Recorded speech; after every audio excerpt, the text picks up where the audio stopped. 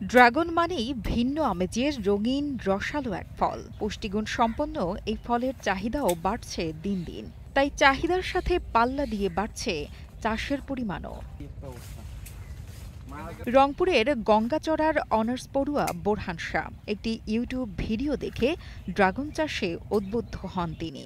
এরপর পতিত ৪০ শতক জমিতে শুরু করেন ড্রাগন চাষ।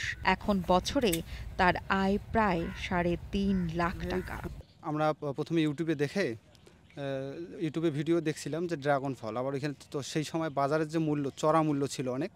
সে চড়া মূল্যে বাজারে আমরা দেখে প্রথমে উদ্বুদ্ধ হই যে ড্রাগন চাষ করব। তারপরে যে ভিডিও দেখলাম, আমাদের যে পতিত যে জমিটা দেখতে পাচ্ছেন, এই জমিটা আমাদের মনে হচ্ছে যে উপযুক্ত ড্রাগন চাষের জন্য। সেখান থেকে আমরা উদ্বুদ্ধ হয়ে নাটোর থেকে চারা নিয়ে এসে আমাদের এই জমিতে রোপণ করি। সে রোপণ করার পর প্রায় 2.5 বছরের মাথায় আমরা ফল পাওয়া শুরু করি। মোনালিসা হেভি ফ্লো 15 পিস প্যাকেটের সাথে 8 পিসের একটি প্যাকেট একদম ফ্রি। গত সিজনে আমাদের যে খরচটা হয়েছিল আর কি বাগানটা তৈরি করতে, মোটামুটি খরচটা উঠে আসছে এরকম গত সিজন থেকেই। এটা চতুর্থ চালান, সেইখান থেকে ভালোই মোটামুটি ড্রাগন চাষ লাভজনক একটা আর কি।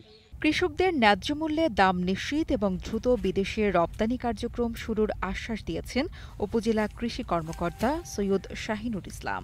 ড্রাগন খুবই একটা সুস্বাদু একটা ফল এবং রোগ প্রতিরোধ ক্ষমতা এবং ভেষজ গুণও রয়েছে।